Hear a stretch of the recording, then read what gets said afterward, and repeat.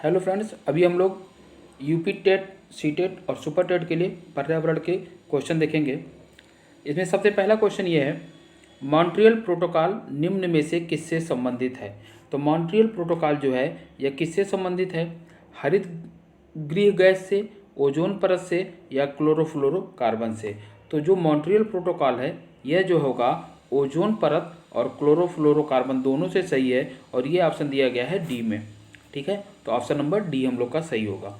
अगला क्वेश्चन, निम्नलिखित में से कौन लॉकजा नामक रोग से सुरक्षा प्रदान करता है? ठीक है ना, तो इसमें जो सही आंसर होगा वह tetanus toxoid, option number C. Question number 123, एक सींग वाला गैंडा निम्नलिखित किस राज्य में पाया जाता है? तो एक सींग वाला गैंडा जो होता है वह पश्चिम बंगाल और असम दोनों जगह पाया जाता है, इसलिए ऑप्शन नंबर सी होगा। इसमें ए और बी दोनों दिया हुआ है। क्वेश्चन नंबर 124, विश्व गौरैया दिवस कब मनाया जाता है? तो विश्व गौरैया दिवस जो होता है यह 20 मार्च को मनाया जाता है, ऑप्शन नंबर सी। अगला क्वेश्चन, इनमें से कौन सा पौधा नाइट्रोजन स्थिरीकरण में सहायक है? तो कौन सहायक होता है? चना, मटर, सेब या उपर्युक्त सभी? तो सभी है। दलहनी फसलें जो भी हैं ये सब नाइट्रोजन स्थिरीकरण में सहायक होती हैं।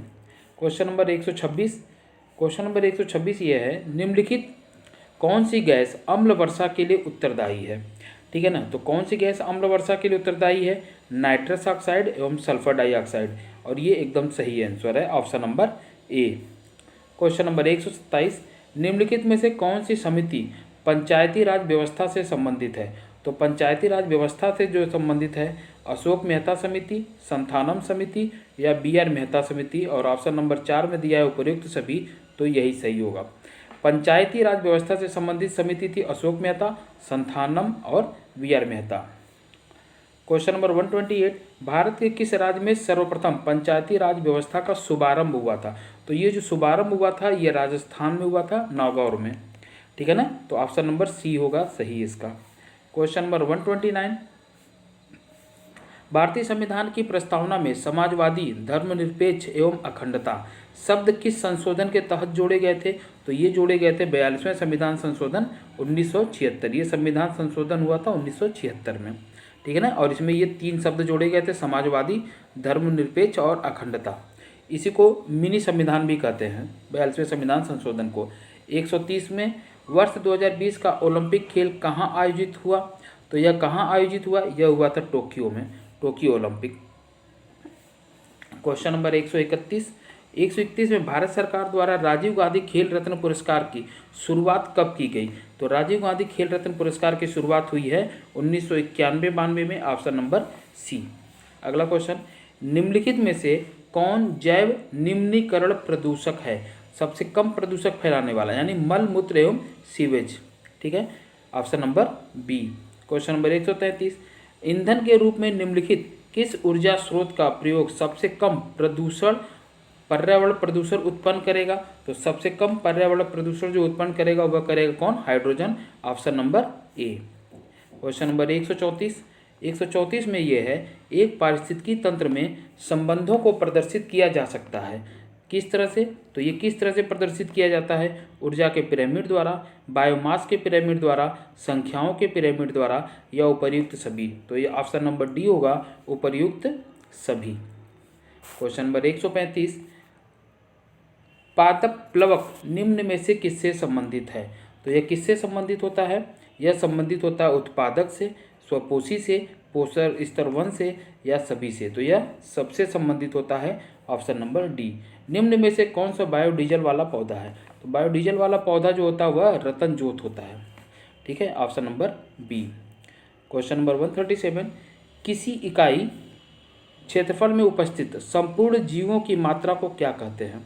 तो संपूर्ण जीवों की मात्रा को क्या कहा जाता है? उसी को कहा जाता है biomass, option number A. Question number 138, EVS की कक्षा में निम्न में से कौन सा एक दृश्य सामग्री के रूप में प्रयुक्त नहीं होता? ठीक है, तो नहीं होता है पूछा जाए तो स्लाइड होता है, मॉडल होता है, टेप रिकॉर्डर नहीं होता है, और श्यामपट्ट होता है। तो ऑप्शन नंबर सी सही होगा, क्योंकि पूछा है नहीं होता है। क्वेश्चन नंबर 139, हिमालय पर्वत श्रेणियाँ निम्नलिखित में से किस राज्य का हिस्सा नहीं है, यानी हिमालय पर्वत श्रेणियाँ किस राज्य में नहीं पाई जाती हैं। तो ये देखिए 139 में पूछा जा रहा, उत्तराखंड में है, ये सिक्किम में है, हिमाचल प्रदेश में है, लेकिन उत्तर प्रदेश में नहीं है। Option number B. Question number 140, निम्न पश्चिम की ओर प्रवाहित होने वाली नदियाँ, पश्चिम की तरफ कौन कौन सी नदियाँ हैं जो प्रवाहित होती हैं।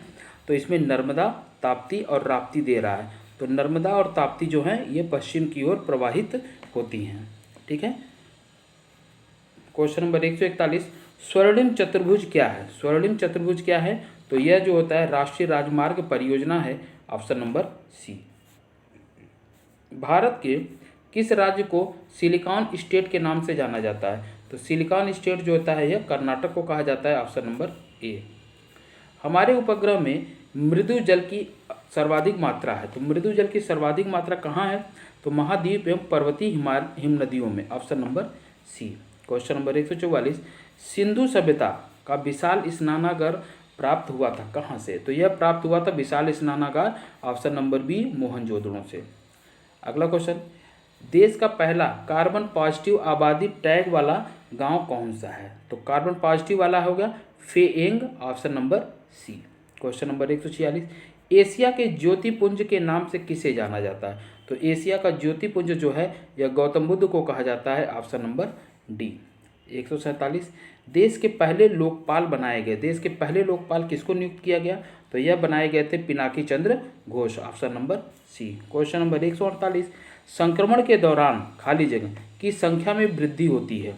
तो किसकी संख्या में वृद्धि होती है। तो ल्यूकोसाइट्स की संख्या में वृद्धि हो जाती है। Option number B. ठीक है।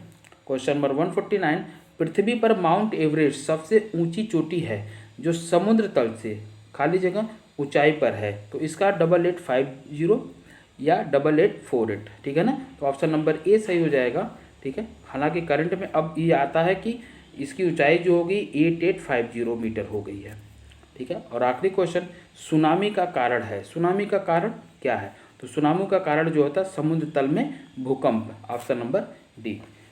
मिलते हैं हम लोग अगली वीडियो में, तब तक के लिए थैंक यू।